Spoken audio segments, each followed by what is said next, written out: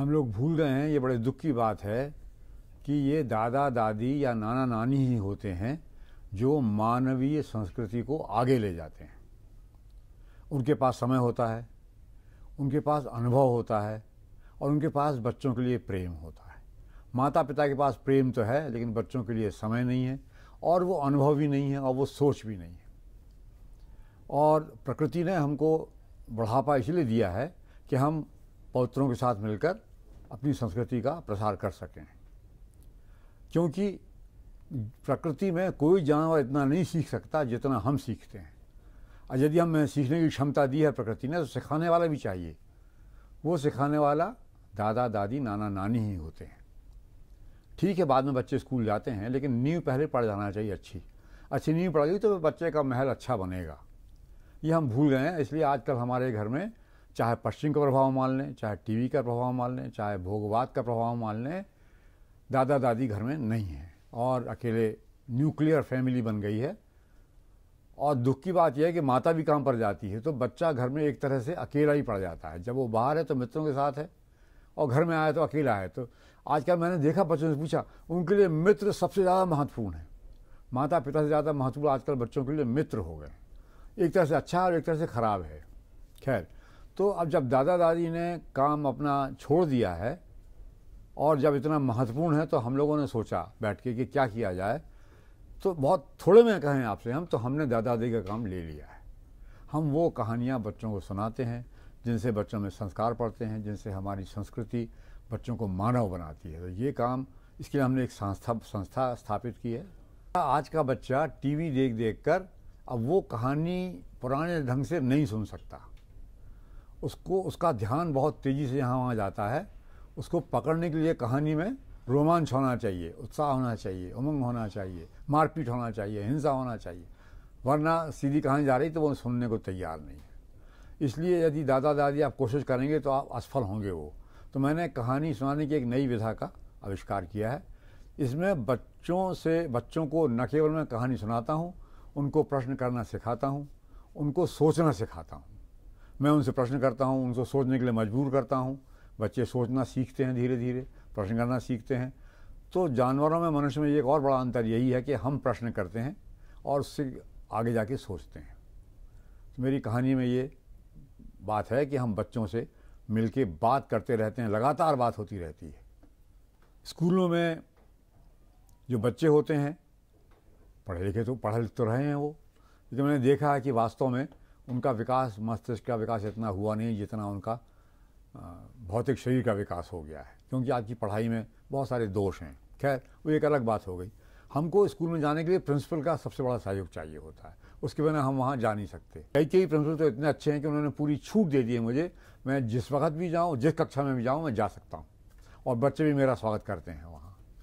तो स्कूलों में और दूसरी जगह हम जाते हैं जहाँ बच्चों को इकट्ठा कर लिया, इसी के नाम से इकट्ठा कर लिया। शाम के वक्त शनिवार के दिन या इतवार के दिन बच्चों को इकट्ठा कर लेते हैं। मैं चाहता हूँ जितने में सारे भारत की संस्कृति सुधर जाए, हमारी मानवता वापस आ जाए। आज हम मानव नहीं रह गए हैं, आज हम राक्षस हैं। हम, आपको चाहे लगे या ना लगे, सच्चाई ये है कि आज आम आदमी राक्षस है। कौन नहीं है भ्रष्ट? आज जिसको मौका मिलता है वो भ्रष्ट है, जिसको मौका नहीं मिलता वो तभी तक भ्रष्ट नहीं जब तक मौका नहीं मिलेगा। जैसा मौका मिलेगा वो भ्रष्ट होगा। हम सब राक्षस बन गए क्योंकि संस्कार नहीं मिले। तो मैं चाहता हूँ सारे बच्चों को संस्कार दिया जाए ताकि ये समाज मानव समाज बन जाए। लेकिन सब तो नहीं कर पाएंगे हम।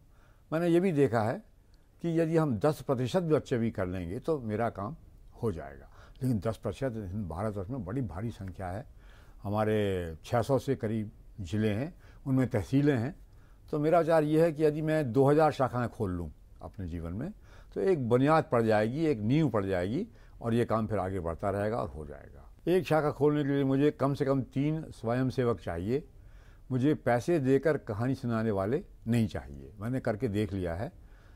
ये तो बात हृदय में होना चाहिए। जब का आपका प्रेम हृदय में बच्चों के लिए, तब तो आप कहानी सुनाएंगे और अच्छी सुनाएंगे, वरना आप नहीं सुनाएंगे। पैसे के लिए ये काम नहीं होता, ये काम हृदय से ही होता है।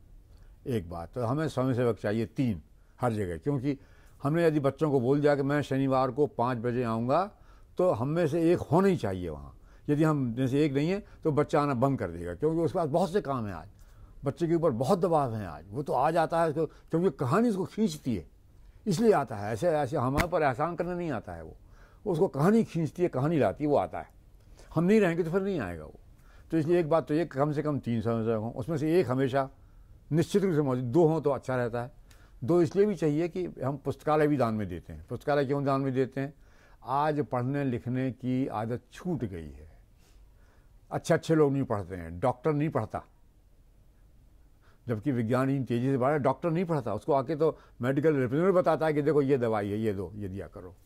इंजीनियर नहीं पढ़ता है, नेता तो खैर पढ़ते ही नहीं है, क्या बताऊं मैं, प्रोफेसर्स नहीं पढ़ते हैं। हाँ, तो मैंने ये देखा कि अगर मैं हफ्ते में एक बार कहानी सुनाऊं, उससे क्या होगा।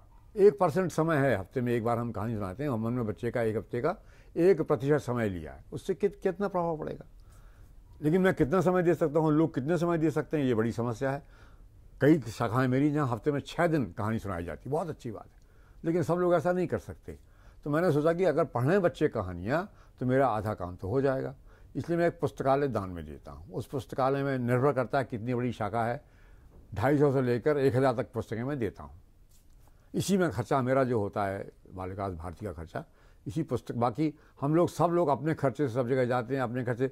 हमारा ओवर हेड 0 है, 0 है हमारा ओवरहेड। हमारी संस्था का ओवरहेड 0 है। सारा पैसा जो दान में मिलता है या मैं देता हूँ वो पुस्तकों में जाता है। तो जैसे मैंने बताया, हमारा ओवरहेड 0 है। मेरा कुल खर्चा स्वयंसेवक पे नहीं होता है, वो अपना आने जाने का खर्चा जहाँ भी वो खुद करता है। पुस्तकालय में मेरा खर्चा होता है, औसत पुस्तकालय 50,000 रुपये का आता है। तो पुस्तकालय जरूरी इसलिए कि पढ़ने की आदत डालना है, सोचने की आदत डालना है बच्चों में। यदि अभी तक तो मेरी 100-110 शाखाएँ खुल गई हैं, ये काम तो मैं, जब तक मेरे में ताकत है, ये रुकने वाला नहीं है। जितनी भी ताकत होगी उतना मैं लगाता जाता हूँ।